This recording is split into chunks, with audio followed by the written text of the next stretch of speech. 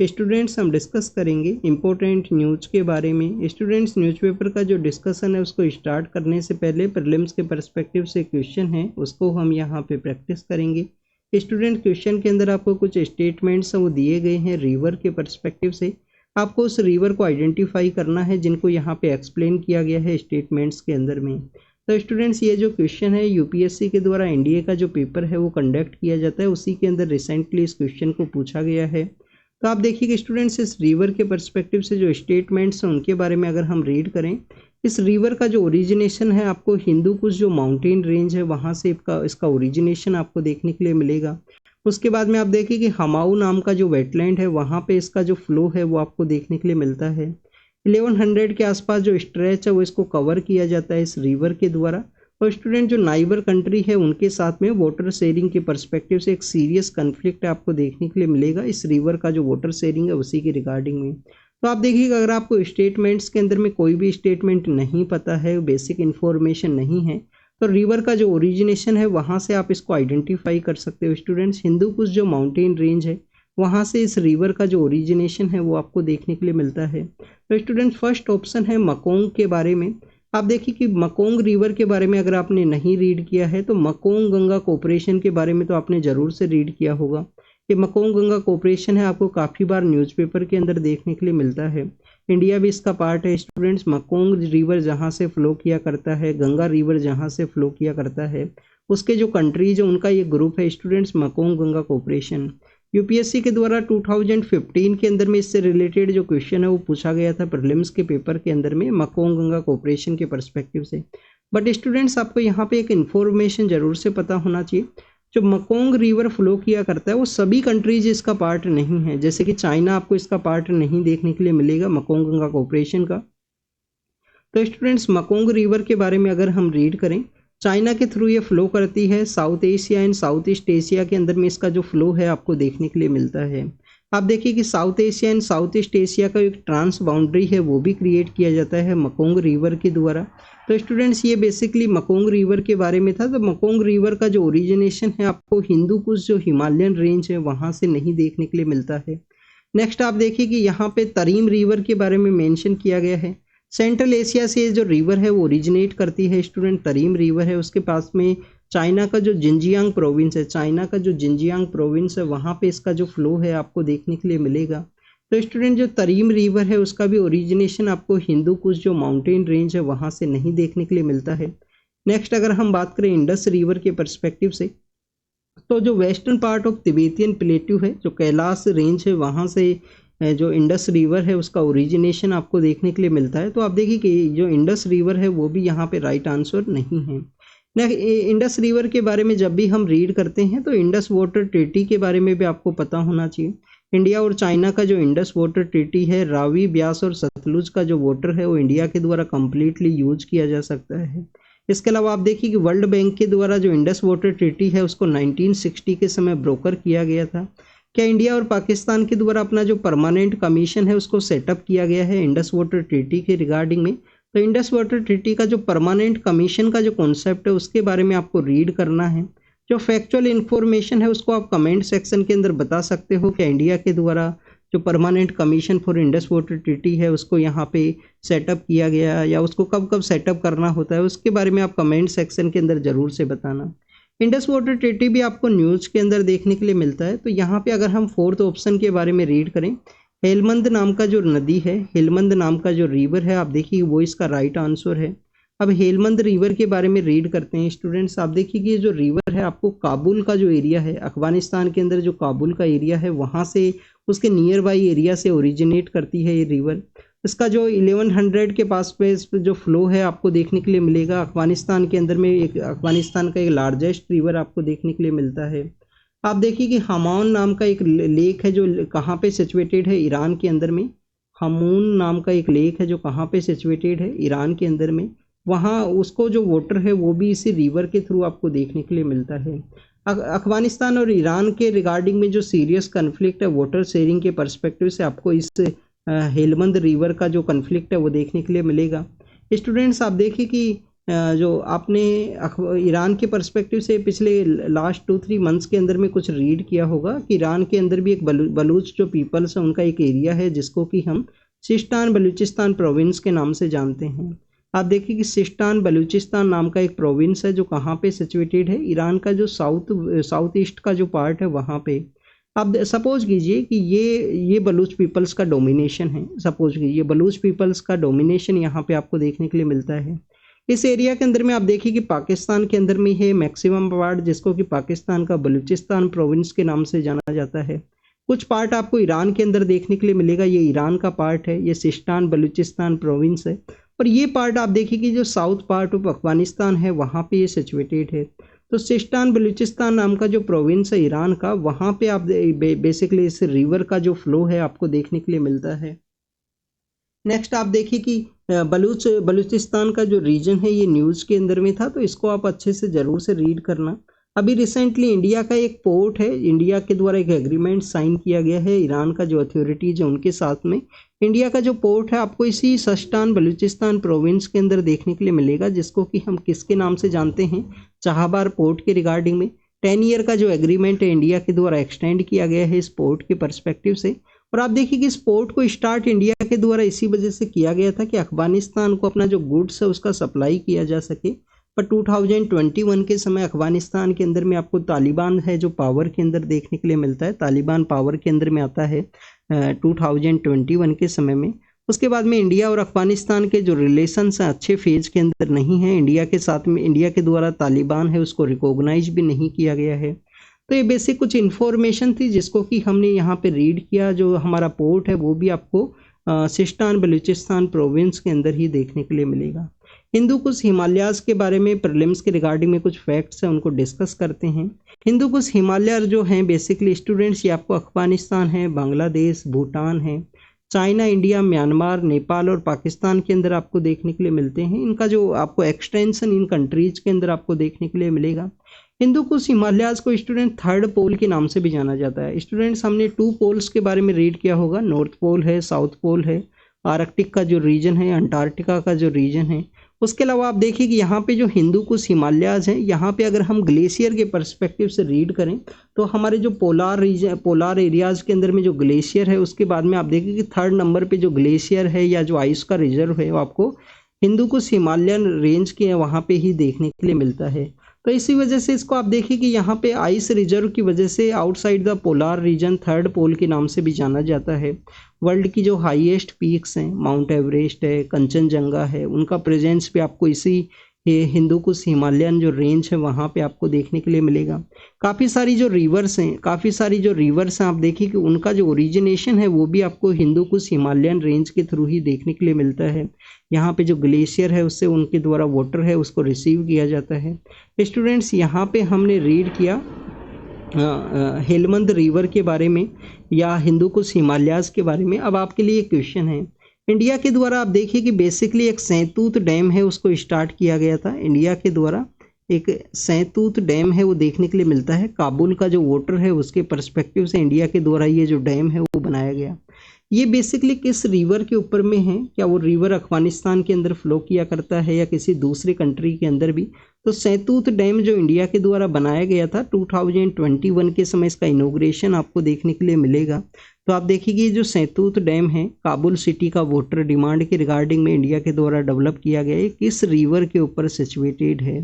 क्या ये हेलमंद रिवर है या कोई दूसरा रिवर है उसके वहाँ पे इसको कंस्ट्रक्ट किया गया है। न्यूज़पेपर का जो डिस्कशन है उसको स्टार्ट करते हैं। आप देखें कि किसी भी पार्टी को जो मिनिमम नंबर है मेजॉरिटी के रिगार्डिंग में वो नहीं रिसीव होने की वजह से यहाँ पे अलायंस का जो गवर्नमेंट आपको देखने के लिए मिलेगा। तो स्टूडेंट्स अलायंस की गवर्नमेंट के रिगार्डिंग में काफ़ी बार कंसर्न्स ये रेज किए जाते हैं कि आपको कोई भी डिसीजन है वो कोऑपरेशन के थ्रू ही कैरी करना होगा। आप अलायंस पार्टनर्स हैं उनके साथ में भी उनका जो आइडियोलॉजी है उसको भी आपको ध्यान में रखना होता है यहाँ पे अलायंस की जो गवर्नमेंट है उस दौरान में। बट आप देखिए कि हमारे इंडिया के अंदर में आपको काफ़ी बार अलायंस का जो फेज है वो देखने के लिए मिलता है। बट हमारे जो 1991 के जो एलपीजी रिफॉर्म्स हैं, 1991 के जो हमारे इकोनॉमी के पर्सपेक्टिव से जो एलपीजी रिफॉर्म्स हैं, ये भी आपको अलायंस का जो गवर्नमेंट है वो हुआ करता था, उसी समय में आपको ये जो रिफॉर्म्स है वो देखने के लिए मिलते हैं। तो ऐसा नहीं है कि वर्किंग प्रोसेस ही नहीं देखने के लिए मिलेगा या कम्प्लीटली जो रिफॉर्म्स आपको नहीं देखने के लिए मिलेंगे। आप देखिए कि जब यूपीए गवर्नमेंट पावर के अंदर हुआ करती थी 2004 से लेकर 9 का जो समय है, उस दौरान में आपको काफ़ी सारे एक्ट्स आपको देखने के लिए मिलते हैं, जैसे एमजी नरेगा का जो एक्ट है, हमारा जो राइट टू एजुकेशन है। आप देखिए कि जो राइट टू एजुकेशन नहीं, राइट टू इन्फॉर्मेशन है, राइट टू एजुकेशन आपको 2008-9 के समय देखने के लिए मिलेगा। तो आप देखिए कि ये जो बेसिकली जो डिसीजंस लिए गए थे उस समय भी अलायंस का ही जो गवर्नमेंट है वो पावर के अंदर हुआ करता था। हमारा जो यूएस के साथ में जो सिविल न्यूक्लियर डील है वो भी अलायंस का जो गवर्नमेंट है उसी समय में साइन किया गया था। और आप देखिए कि काफ़ी सारी जो पार्टीज है उनके द्वारा अलायंस से अपना जो सपोर्ट है उसको भी विड्रॉल कर लिया गया था 2008 के समय में। जो इंडिया और जो यूएस का एक सिविल न्यूक्लियर डील है आपको देखने के लिए मिलेगा। तो उसी के रिगार्डिंग में कुछ डिसीजंस हैं जिनको रिव्यू करने के पर्सपेक्टिव से जो अलायंस के जो पार्टनर्स हैं उनके द्वारा कहा गया है, जो यहाँ पे एक नया अलायंस फॉर्म हो सकता है उसके रिगार्डिंग में पार्टनर्स हैं उनके द्वारा कहा गया है कि आप कुछ डिसीजंस हैं उनको रिव्यू कीजिए, उनको आपको कंप्लीट इम्प्लीमेंट करना है या नहीं करना है उसके पर्सपेक्टिव से। तो this is all the information related to the political news के बारे में है। एग्जाम के पर्पज़ से कुछ इंपॉर्टेंट नहीं है, ये भी पॉलिटिकल ही न्यूज़ है, हमारे एग्जाम के पर्पज़ से इंपॉर्टेंट इंफॉर्मेशन नहीं है। एक आपको नाता प्रथा है वो देखने के लिए मिलती है। कहाँ पे नाता प्रथा है? राजस्थान के अंदर हुआ करता है। सदर्न पार्ट ऑफ राजस्थान है, सपोज कीजिए राजस्थान है, सपोज कीजिए राजस्थान है। राजस्थान का जो सदर्न पार्ट है, बांसवाड़ा है, डूंगरपुर का जो एरिया है, और भी कुछ एरियाज हैं स्टूडेंट्स, इसके अंदर आप उदयपुर के भी कुछ पार्ट्स हैं उनको ऐड कर सकते हो, और भी जो डिफरेंट एरियाज हैं, चित्तौड़गढ़ का भी कुछ पार्ट आप यहाँ पे ऐड कर सकते हो। आप देखिए कि वहाँ पे आपको एक नाता प्रथा है वो देखने के लिए मिलता है, जिसके अंदर बेसिकली वुमेन्स को सेल किया जाता है, किसी दूसरे पर्सन के द्वारा वुमेन है उसको यहाँ पे खरीदा जाता है, मनी एक जो मनी यहाँ पे होगा उसको पेड करते हुए। तो उसी के रिगार्डिंग में एनएचआरसी के द्वारा कुछ रिपोर्ट्स हैं वो मांगा गया है। स्टूडेंट्स कहीं पे भी जो ह्यूमन राइट है उसका वायलेशन आपको देखने के लिए मिलेगा, तो आप देखिए कि उसके रिगार्डिंग में एनएचआरसी के द्वारा जो रिपोर्ट्स हैं वो मांग ली जाती हैं। नाता प्रथा आपको southern part of Rajasthan, Dungarpur Banswara का जो एरिया है वहाँ पे आपको देखने के लिए मिलती है। इसके अंदर वुमेन जो है, चाइल्ड हैं, उनको बेसिकली आपको खरीदने का जो प्रोसेस है वो देखने के लिए मिलता है कि जो स्टाम्प पेपर्स हैं उनके ऊपर में एक दूसरे को खरीदने का जो प्रैक्टिस है वो देखने के लिए मिलेगा, कुछ अमाउंट है उसको पेड करते हुए। तो उसके रिगार्डिंग का प्रथा है। एनएचआरसी के द्वारा कहा गया है किसी भी ह्यूमन बीइंग को आप खरीद है वो नहीं सकते हो। हमारी फंडामेंटल राइट भी बेसिकली आपको ये गारंटी नहीं करता है। आर्टिकल 21 क्या है? राइट टू लाइफ है। राइट टू लाइफ के अंदर में आप देखिए कि हर एक पर्सन इंडिविजुअल है, उसको अपनी राइट का, अपने लाइफ का रिगार्डिंग में जो राइट्स हैं वो हैं, उसको किसी भी के द्वारा जो खरीदा और बेचा है वो नहीं जा सकता है। यहाँ पे पंचायत को कुछ मनी है वो पेड करना होता है, जिसका ये रिगार्डिंग में एनएचआरसी के द्वारा जो जवाब है वो मांगा गया है। एनएचआरसी के भी लिमिटेशंस आपको पता होना चाहिए। आप देखिए कि एनएचआरसी के द्वारा इंक्वायरी किया जा सकता है क्या किसी भी पर्सन है जिनके द्वारा कोई यहाँ पे एक्टिविटी को कैरी आउट किया गया है ह्यूमन राइट के वायलेशन के पर्सपेक्टिव से, क्या उनको सज़ा देने का अधिकार एनएचआरसी के पास में है? इस तरीके से आपको रीड करना है। कितना लिमिटेशन है कि अगर कोई यहाँ पे कोई भी इश्यू आपको देखने के लिए मिलता है तो कितने समय तक एनएचआरसी के द्वारा उस इश्यू को बेसिकली कंसीडर किया जा सकता है। तो ये कुछ लिमिटेशंस है एनएचआरसी का। एनएचआरसी को 2019 के समय इसका जो कानून है उसको अमेंड किया गया था गवर्नमेंट के द्वारा। टर्मरिक का जो प्रोडक्शन है स्टूडेंट डिक्लाइन हुआ है लास्ट 1 ईयर के अंदर में। टर्मरिक के रिगार्डिंग में आप देखिए कि टर्मरिक बोर्ड है वो भी हमारी गवर्नमेंट के द्वारा बनाया गया रिसेंटली। आंध्र प्रदेश का जो एरिया है, तेलंगाना का जो एरिया है, वहाँ पे आपको हल्दी का जो प्रोडक्शन है वो देखने के लिए मिलता है। अभी जो टर्मरिक बोर्ड का जो हेडक्वार्टर है वो कहाँ पे होगा उसके पर्सपेक्टिव से आपको जो इन्फॉर्मेशन है वो नहीं देखने के लिए मिलती है। हमारे यहाँ पे जो डिफरेंट बोर्ड्स हैं उनके बारे में आपको पता होना चाहिए। जैसे कि कॉफ़ी बोर्ड का जो हेडक्वार्टर है वो कहाँ पे है? कॉफ़ी बोर्ड का हेडक्वार्टर क्या बेंगलोर के अंदर है? कॉफ़ी बोर्ड का हेडक्वार्टर कहाँ है? स्पाइस बोर्ड जो आपको न्यूज़ के अंदर देखने के लिए मिलता है, क्या इसका जो हेडक्वार्टर है वो कोची के अंदर है, केरल के अंदर में? रबर के बारे में हम रीड करते हैं। रबर का जो हेडक्वार्टर है आपको कोट्टायम नाम की जो जगह है केरल के अंदर में, वहाँ पे आपको देखने के लिए मिलता है रबर का हेडक्वार्टर। इसके अलावा टी का जो हेडक्वार्टर है वो भी आपको पता होना चाहिए। क्या इसका कोई एक ऑफिस दुबई के अंदर भी सिचुएटेड है? तो ये आपके लिए होमवर्क है। टर्मरिक का जो प्रोडक्शन है वो डिक्लाइन हुआ है स्टूडेंट्स, इसके बारे में भी आपको पता होना चाहिए। और उसी को उगाने का जो प्रोसेस है वो यहाँ पे चला है। वहाँ पे बारिश आपको देखने के लिए मिलेगा तेलंगाना के रीजन के अंदर में, क्योंकि आप देखिए कि हमारा जो साउथ वेस्ट मानसून है उसका कुछ जो डिफरेंट यहाँ पे जो मानसून बेरिंग जो विंड्स हैं उनके द्वारा अलग अलग फेज के अंदर में बारिश किया जाता है। हमारा जो वेस्टर्न पार्ट ऑफ राजस्थान है, वेस्टर्न पार्ट ऑफ इंडिया है, आप देखिए कि वहाँ पे जो बारिश है आपको जुलाई के समय में या जून का जो लास्ट वीक है वहाँ पे देखने के लिए मिलता है। केरल के अंदर जो ऑन साइट होता है वो आपको 1 जून के दौरान में देखने के लिए मिलता है। और केरल से भी पहले आपको हमारा जो अंडमान एंड निकोबार है वहाँ पे जो रेन बियरिंग विंड्स हैं उनके थ्रू जो बारिश है मानसून का जो विंड्स हैं वो आपको देखने के लिए मिलेंगी। हेल्थ सेक्टर के अंदर रेगुलेशन के बारे में डिस्कस किया गया है कि एक यहाँ पे हेल्थ सेक्टर्स के अंदर में एक रेगुलेशन का ज़रूरत है। क्यों ज़रूरत है स्टूडेंट्स? आप देखिए कि रिसेंटली दिल्ली के अंदर में एक इंसिडेंट है वो सामने आया था कि क्लिनिक के अंदर में फायर का जो इंसिडेंट है वो होने की वजह से कुछ चिल्ड्रंस हैं उनका वहाँ पे डेथ हुआ है। समय समय पे ऐसे इंसिडेंट्स हैं वो आपको हेल्थ केयर जो हमारे इंस्टीट्यूशंस हैं वहाँ पे आपको देखने के लिए मिलते हैं। काफ़ी बार ऐसा भी नेग्लिजेंस आपको देखने के लिए मिलेगा कि चिल्ड्रन के रिगार्डिंग में एक नेग्लिजेंस आपको देखने के लिए मिले था कि वो अलाइव थे, वो जिंदा थे, वो जो चिल्ड्रंस और उनको जो डेथ है वो बता दिया गया था हॉस्पिटल के द्वारा। तो आप देखिए कि इस तरीके से टू मच जो नेग्लिजेंस है हेल्थ सेक्टर के अंदर आपको देखने के लिए मिलते हैं। Failure of health care regulation है, उसी की वजह से आप देखिए कि इस तरीके के जो नेग्लिजेंस है वो समय समय पे आपको देखने के लिए मिलेंगे। तो हमारे हेल्थ केयर सेक्टर के जो रेगुलेशंस हैं उनको स्ट्रेंथन करने का ज़रूरत है। अभी तक डिफरेंट जो एक्ट्स हैं, जैसे कि आप देखिए क्लिनिकल जो इस्टेब्लिशमेंट एक्ट है जो 2010 के समय इस्टेब्लिशमेंट में आता है कि क्लिनिक को किस तरीके से इस्टेब्लिश किया जाएगा, उनके क्या रूल्स एंड रेगुलेशंस रहेंगे। 14 ईयर्स हो चुके हैं स्टूडेंट। 2010 के समय में क्लिनिकल इस्टेब्लिशमेंट एक्ट वो सामने आया था।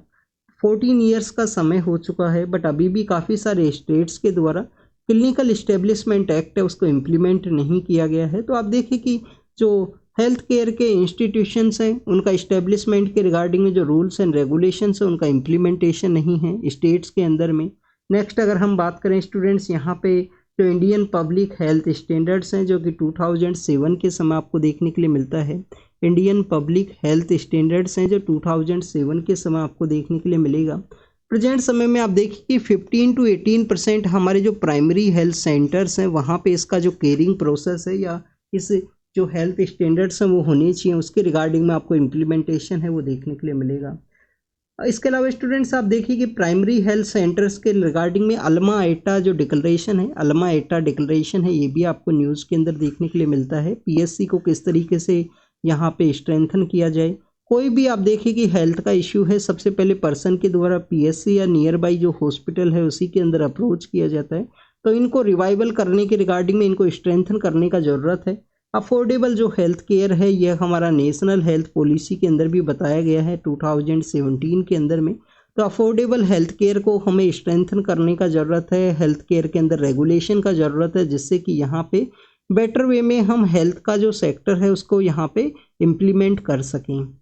अब आप देखिए यही सब हेल्थ केयर के रिगार्डिंग में यहाँ पे इंफॉर्मेशन था। जो प्रॉब्लम्स हैं वो हमने रीड किया है कि जो रूल्स एंड रेगुलेशंस हैं उनका स्ट्रेंथन आपको नहीं देखने के लिए मिलता है। स्ट्रेंथन ना होने की वजह से हेल्थ केयर के अंदर में आपको यहाँ पे रेगुलेशंस है वो नहीं देखने के लिए मिलते हैं। नेक्स्ट अगर हम बात करें इंडिया नॉर्वे के पर्सपेक्टिव से है, नॉर्वे के जो डिप्लोमेट है उनके द्वारा कहा गया है कि इंडिया नॉर्वे का जो कोऑपरेशन है वो काफ़ी ज़्यादा इंक्रीज हुआ है। आप देखिए कि यूरोपियन जो फ्री ट्रेड एसोसिएशन के जो कंट्रीज हैं उसके अंदर भी आपको नॉर्वे देखने के लिए मिलता है, जिनके द्वारा रिसेंटली इंडिया के द्वारा एग्रीमेंट साइन किया गया। ये जो 5 कंट्रीज हैं इनके साथ में कौन कौन से countries European free trade association के पार्ट हैं स्टूडेंट्स, ये आपको कमेंट सेक्शन के अंदर बताना है, आपका होमवर्क है। आप देखिए कि यूरोपियन जो फ्री ट्रेड एसोसिएशन के जो कंट्रीज हैं उनके साथ में इंडिया के द्वारा एक रिलेशन को साइन किया गया है कि इंडिया के अंदर इन्वेस्टमेंट भी किया जाएगा इन कंट्रीज के द्वारा। इसके साथ साथ आप देखिए कि जो एम्प्लॉयमेंट का जो जनरेशन है उसको भी यहाँ पे किया जाएगा यूरोपियन जो फ्री ट्रेड एसोसिएशन के कंट्रीज के साथ में उस एग्रीमेंट के थ्रू में। तो this is all information India Norway के बारे में है। चेन्नई के अंदर एक मीटिंग हो सकता है। चेन्नई के अंदर जो मीटिंग है वो सर्कुलर इकोनॉमी के रिगार्डिंग में, या ओशियन का जो सेक्टर्स है, जो ओशियन इकोनॉमी है उसको किस तरीके से स्ट्रेंथन किया जाए, उसके रिगार्डिंग में आपको इंडिया और नॉर्वे का एक मीटिंग है वो देखने के लिए मिल सकता है। इंडिया और नॉर्वे का आप देखिए कि एक ओस्लो के अंदर जो मीटिंग है वो भी ऑर्गेनाइज होगा। इस ईयर के एंड तक आपको जो मीटिंग है वो देखने के लिए मिलेगा। अगर हम नॉर्वे के पर्सपेक्टिव से रीड करें तो स्टूडेंट्स आपको जो रिन्यूएबल एनर्जी है, रिन्यूएबल एनर्जी के अंदर एक इम्पोर्टेंट पोजीशन है नॉर्वे का आपको देखने के लिए मिलता है। तो रिन्यूएबल एनर्जी के अलावा जो मेरी टाइम एनर्जी है, सर्कुलर इकोनॉमी है, ये कुछ ऐसे एरियाज हैं जहाँ पे नॉर्वे का हम बेटर वे में यूटिलाइज कर सकते हैं एज ए पार्टनर के रूप से रिन्यूएबल एनर्जी के अंदर इंडिया का जो टारगेट है उसको अचीव करने के रिगार्डिंग में। नेक्स्ट आप देखिए कि वर्ल्ड के पर्सपेक्टिव से है, यूक्रेन के द्वारा कहा गया है कि रसिया का एक टग बोट है उसको डिस्ट्रॉय किया गया उनके द्वारा। क्रीमियन जो मिलिट्री इंटेलिजेंस है उनका इंफॉर्मेशन के थ्रू में यूक्रेन के द्वारा रसिया का जो टग बोट है उसको क्रीमिया का जो रीजन है वहाँ पे डिस्ट्रॉय किया गया है। डोनाल्ड ट्रंप के जो कुछ पार्टनर हैं उनको भी कुछ जेल के पर्सपेक्टिव से इंफॉर्मेशन है, एग्जाम के लिए नहीं इम्पोर्टेंट है। नेक्स्ट आप देखिए कि होती रिबेलियंस का कुछ कन्फ्लिक्ट है वो देखने के लिए मिला है यमन के अंदर में, वो भी इम्पोर्टेंट नहीं है। यूएनएससी के बारे में अगर हम रीड करते हैं students, United nation security council है।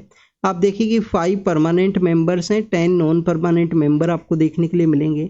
उसी नॉन परमानेंट मेंबर्स जो 2 ईयर का टेन्योर हुआ करता है उसके अंदर कुछ कंट्रीज है जिनको कि यहाँ पे इलेक्ट किया गया है। डेनमार्क उसका पार्ट है, डेनमार्क आप देखिए कि डेनमार्क उसका पार्ट है।